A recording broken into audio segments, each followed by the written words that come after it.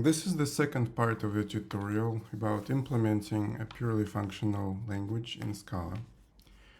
In this part, I will talk about the Bruijn indices and how to implement operations with them. This is an important technical detail, and in most programming languages we do not have those de Bruijn indices. However, they are convenient in some sense for purely functional languages that evaluate under lambdas symbolically. These indices make it easier to implement substitution. So what are those de Bruijn indices? Let's consider the Scala code. In this code, we have a higher order function, or a curried function, and both arguments are called x. Now this is not necessarily good style, but this can happen if we substitute one function into another. So, and if we want to perform symbolic substitution. In Scala, in this case, the outer variable x will not be available inside the function body here. It's only available here, outside. So languages that use de Bruijn indices overcome this limitation, and we just do an index 1 on the variable x. So if you look at this lambda here, lambda x and again lambda x. So the x at 1 means the x1 outside. So if you write this, then you are talking about the outside x. And if you write without the de Bruijn index, the de Bruijn index by default is equal to 0. So that is the inside x here. So without shadowing, we would rewrite it like this, but the point is that when we are given a certain program code, it might be necessary to substitute one function into another, and then we will certainly come to a situation when there is a clash in the names. So one way of avoiding it is to always rename variables when substituting, and another way is to introduce de Bruijn indices. So we say that these indices are always non-negative. They're 0 or 1 or more.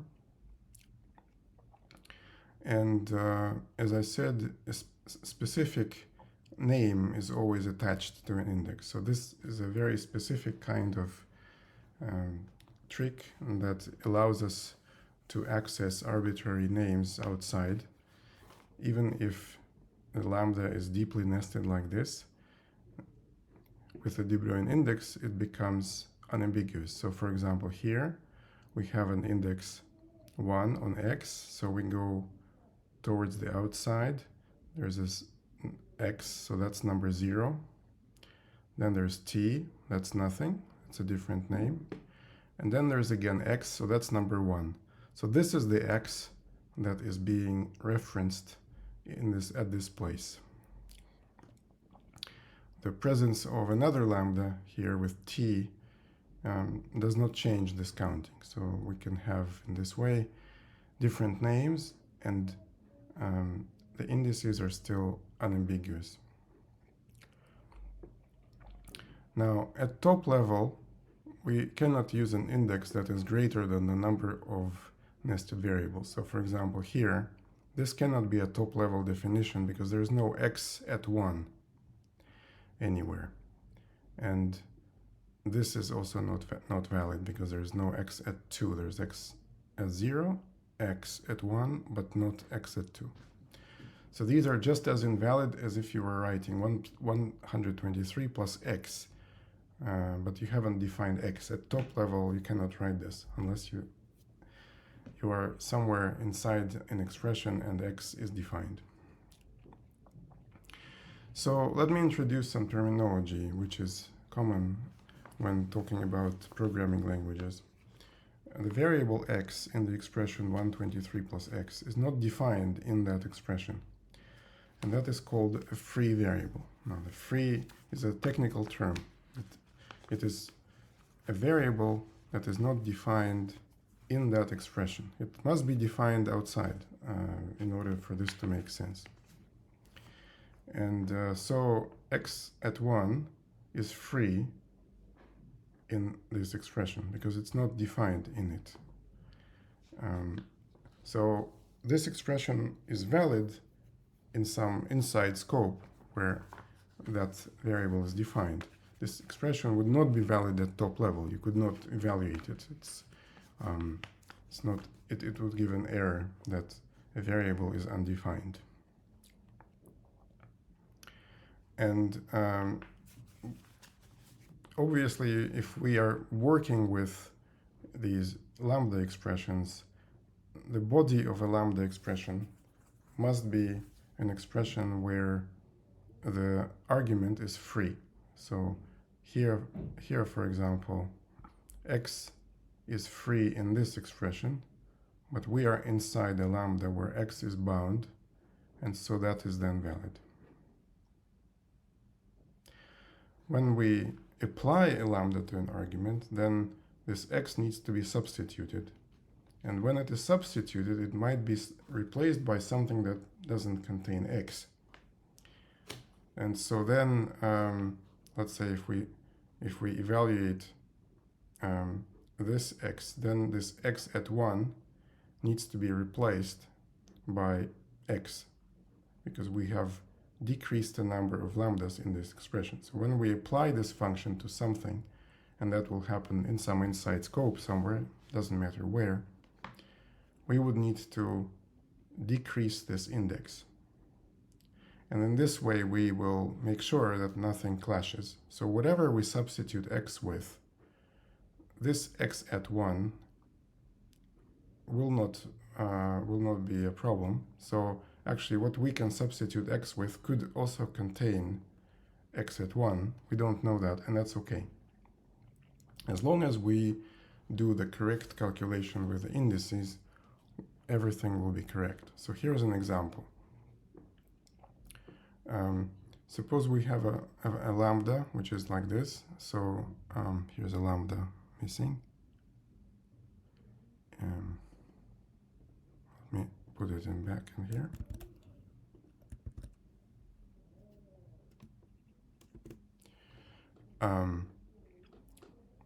So we are here. So in this lambda, we have x, then y, then x, and here we have x at 1, x at 2. So x at 2 is outside, it's free. X means this x, and x at 1 means this x. We are applying this function to y. Now imagine that this happens inside some other expressions, so eventually we will define y, and we will define x at 2, and note that this y is not the same as this y. This y is a bound variable inside, and this y is free. It is in the outside scope somewhere.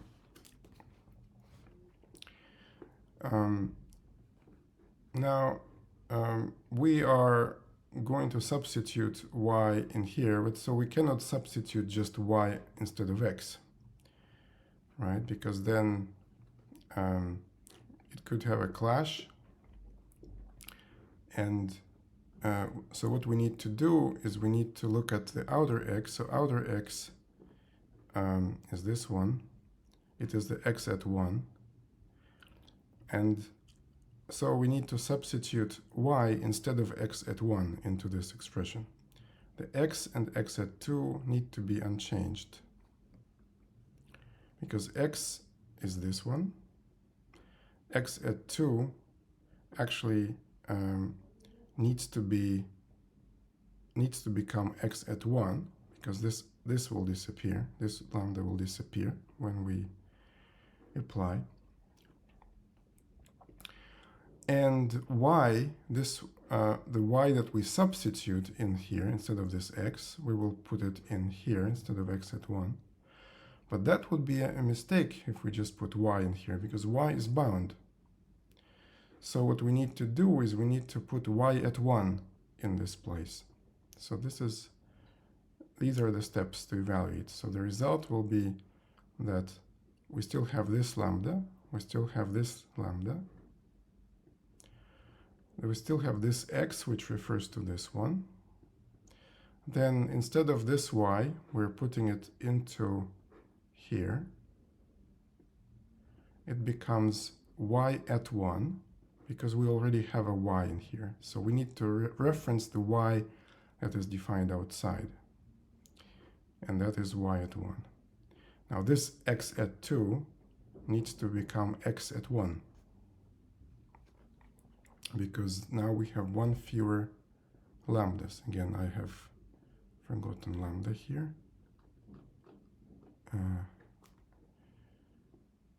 Let me put it in, just so that it's not confusing.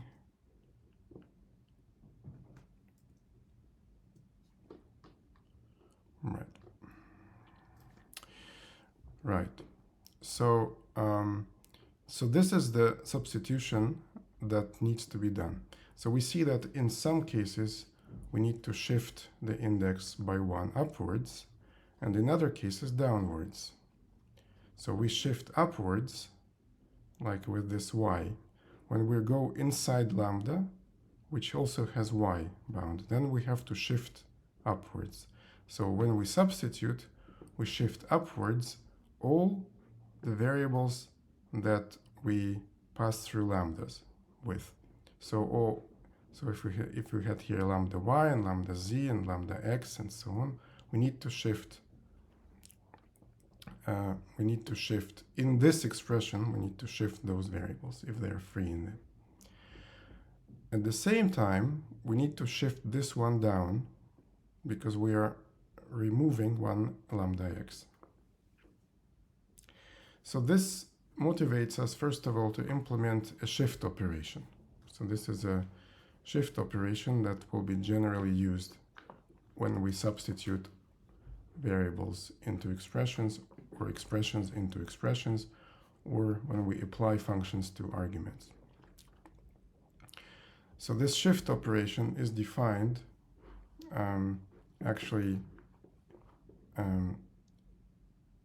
like this. So I will point you to the documentation of the Dhall language. So there is a standard documentation, which is to say the Dhall language has a standard documentation that says what the language is and how to evaluate it.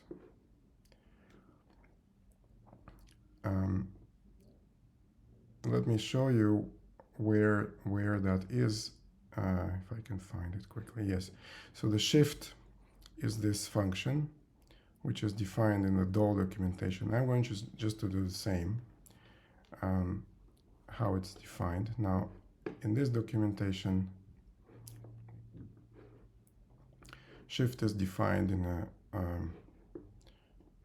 formal way using Dhall formalism. Now I'm going to simplify that definition for our tutorial, but first let me look at the documentation for Dhall that explains what shift does. So this is kind of an example I was showing, a little simpler than what I was showing, to explain what the Bruijn indices are. And then what I was showing was a specific example where I have to shift up and something else I need to shift down. And so now we know why we need this function. So let's see how this function is defined. So I take the Dhall specification and I adapt it to the µDhall. Then I need to say what happens when I shift a target expression, and the target expression is one of the 9 expression types that we have in µDhall. And Dhall has many more expression types, of course. So if the expression is a variable, then we shift that expression if the index is above a given threshold, and we don't shift otherwise. And also we don't shift when the variable symbol is different from the one we're shifting. So here we're shifting x, and if we have x at n, then we shift it up or down when the index is greater or equal to the given threshold. So the threshold will be almost always equal to 0, but in some specific cases it will be not equal to 0. Okay,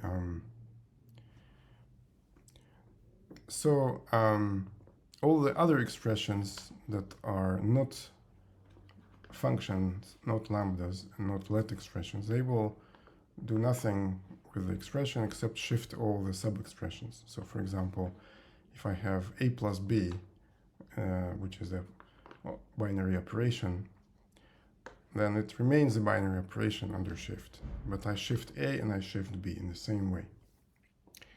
So that's why I'm going to use this function map that I showed you,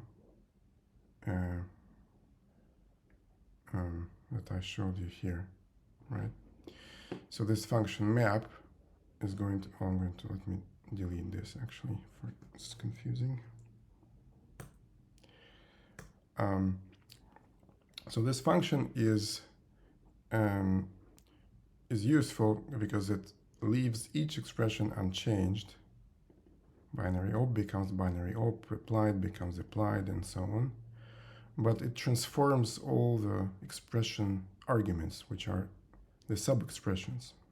So it transforms using a given function. So expressions other than lambdas, function types, and let expressions will just use that function map and shift all their sub-expressions. Now, what about lambda, right? What about lambdas and what about function types? So now we're going to write the definitions in this kind of formal notation, which looks like a fraction. The numerator shows the assumptions and the denominator shows the results. Now, this is a formal notation that is used in papers on programming languages. And the Dhall documentation also uses that formal notation, as you can see here. So part of the goals of this tutorial is to explain how that notation works. Why are we writing that in that notation, and how do we translate that notation into a programming language? So this notation is a proof notation, is a mathematical proof notation that says if we want to prove what is in the denominator, then we have to prove what is in the numerator. And these expressions in the denominator and in the numerator have arbitrary variables. So these variables are understood as arbitrary symbols. And so we need to write down this rule so that we pattern match on what is the expression to be shifted. So you see the shift function has 4 arguments. The first 3 arguments are simple. They're just numbers or variable symbol, essentially a string. But the 4th argument is a target expression, and that can be any expression. So we need to write enough rules so that we can pattern match on the 4th argument. And the first 3 arguments are going to remain just variables.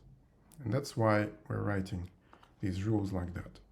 So the equals sign can be interpreted as the result of computing this function. So when we compute this function shift, then that is the expression that is the result. Now, so why do we write it like this? We write it like this because it's much shorter than writing code. At the same time, it can be translated into pretty much any programming language. It is, of course, easier to translate into a programming language that has algebraic data types and pattern matching, because then all the cases become just pattern match cases on an algebraic data type. So for example, here, the lambda is an expression data type that has name, type, and body as parts. And that's what we're going to match on when we write code: name, type, and body. But here it is more visual to write it like this. So we see right away, we're looking at a lambda, and the result is again a lambda. So the type of the new lambda is just a shifted type of the previous lambda. And the body of the new lambda is shifted body, but it is shifted starting from one more index than before. So you see this argument m is a threshold, and we're only shifting starting from that. So why is this? Well, we can see why when we look at this example. We do not shift this x, because this x is under the lambda here, and this lambda is not changing. This is going to remain. And so this x is not going to be shifted. What is going to be shifted is this x. It will be shifted down. And so when we compute this function application, we will be using shift with respect to x downwards, starting with threshold equal 1. So only threshold equal to 1 is going to be shifted, only variables with the Bruijn indices at least 1 are going to be shifted. So this one will be shifted, but this one won't. This one will be substituted by y. And then y will be shifted,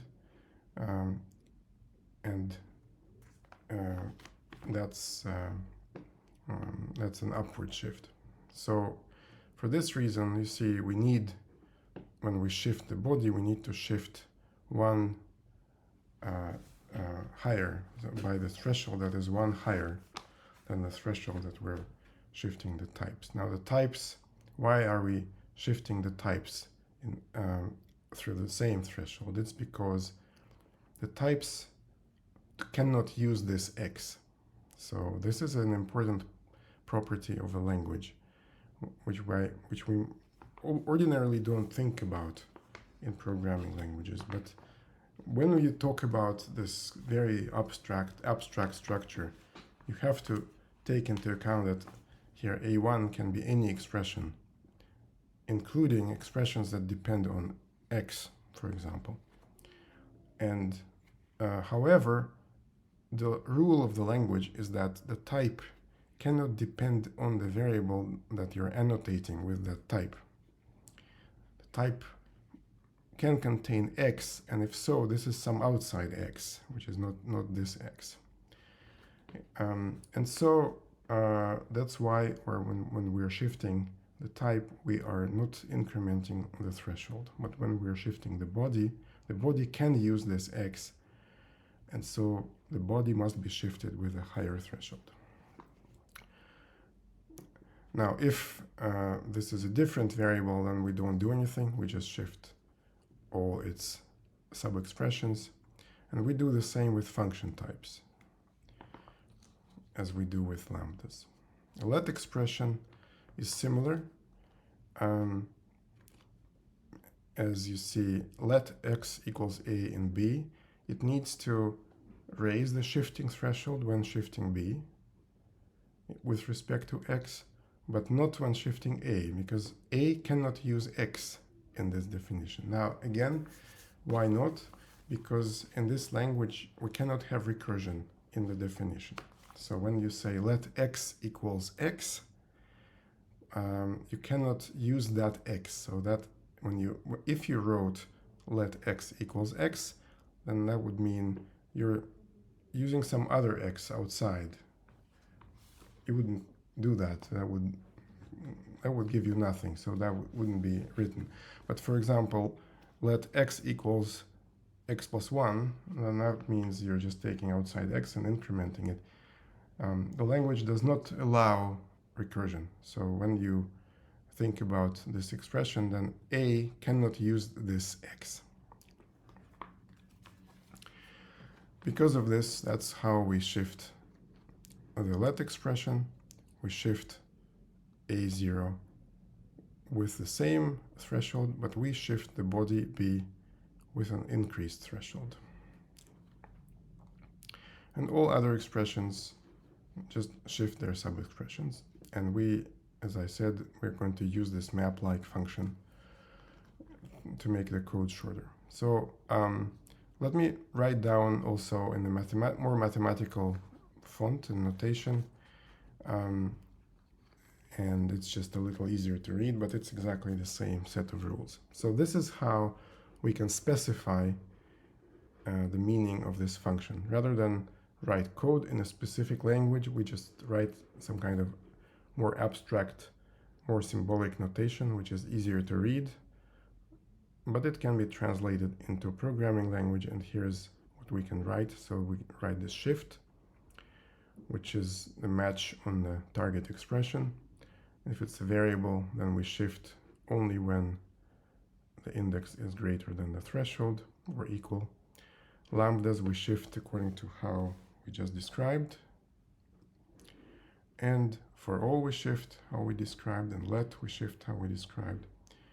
And then every other case we just use the map and shift with the same threshold all the sub-expressions. So shift is a recursive function, but that's okay.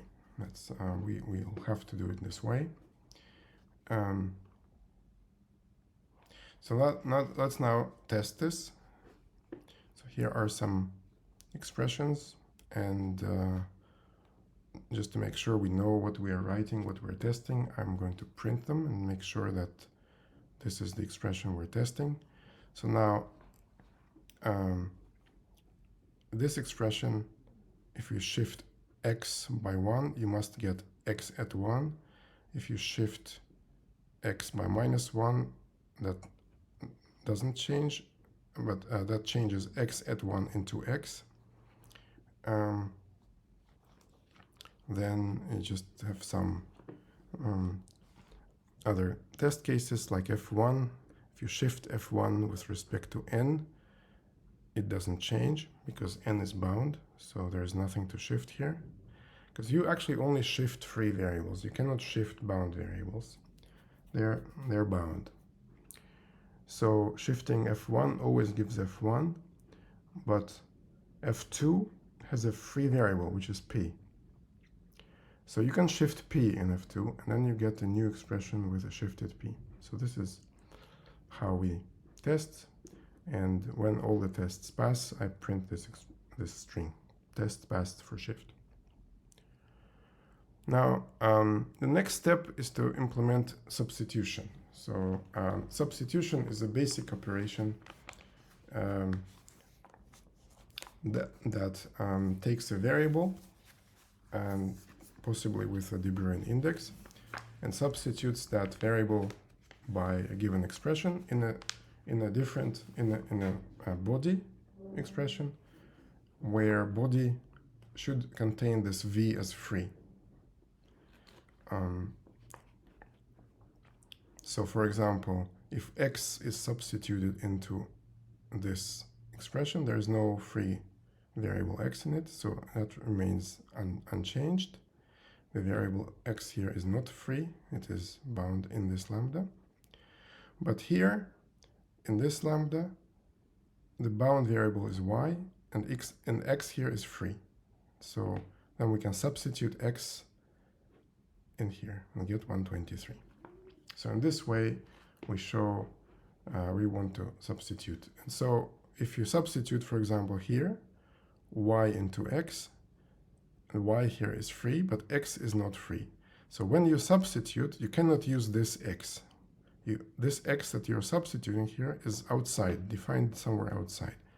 So for this reason, the result must be this. So x must get an index 1, and then it will refer to the x that's defined outside. So that's what we want. We want the sub function that, oh, I'm calling it subst here. It's not consistent. I'm calling it sub, actually, not subst.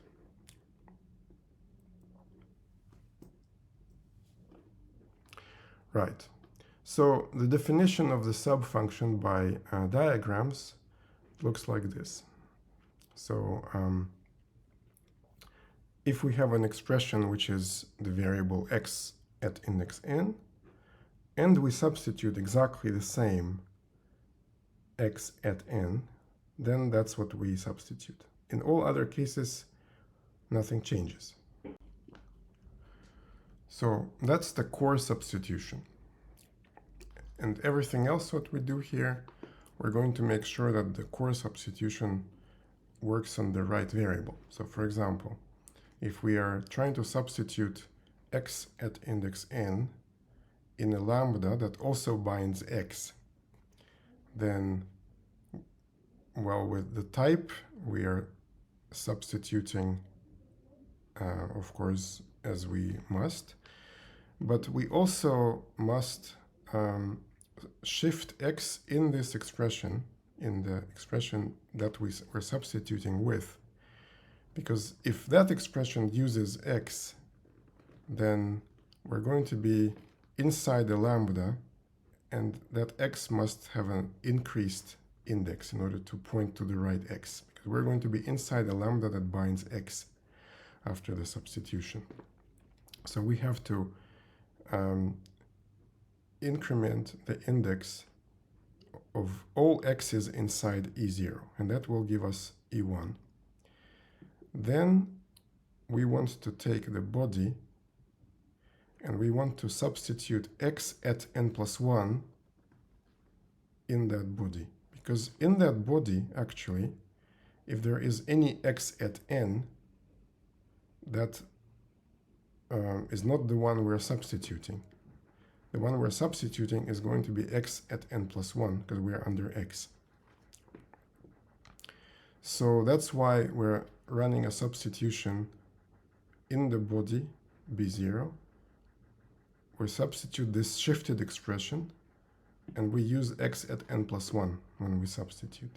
So the result is a new body, and the lambda that we return is this lambda with substituted type and substituted body.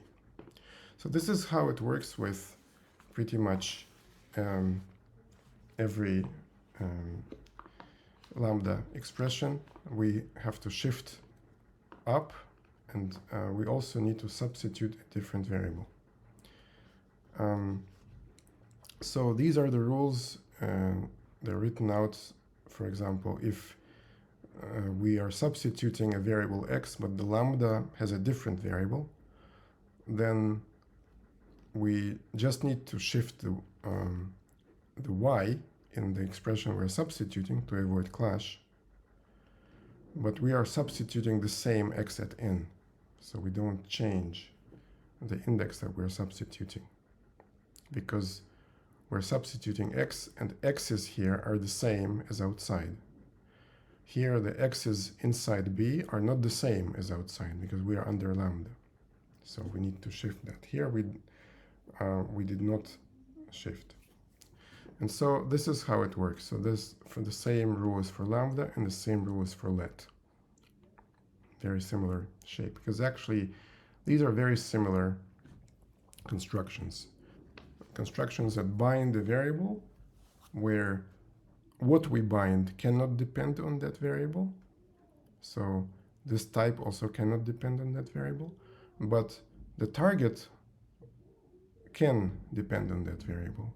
And so we need to be doing this substitution and shift in the same way for all of these constructions. And so after all explanation, here's how we implement substitution.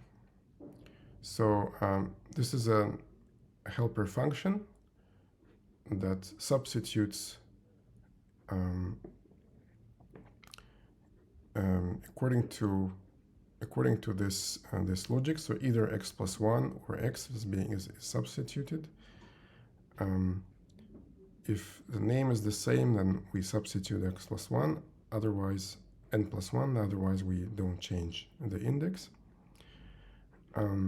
And then we substitute, so these are the last two steps in each diagram. And then we just need to do the first step and the last steps. So this is, in this way, the code becomes shorter because all this logic is very similar. And if we don't have variable lambda or other binding instructions, then we just use the map function to substitute all the sub-expressions. Right. So now let us test the substitution. So we substitute, for example, x equal 123 into a lambda that binds x, so we should not change anything. And then we see it shouldn't change, doesn't change. But if we substitute x equal 123 into something that binds y and uses a free x, then this x should be substituted, and we get a substituted y. And the other tests are similar. So you see, these are the building blocks for symbolic substitution. So we are taking lambdas, we substitute into them, and we get a different lambda, for example. And that is how this language operates, µDhall, and this is also how Dhall operates. So this concludes the part about the Bruijn indices, and next will be about parsing this language.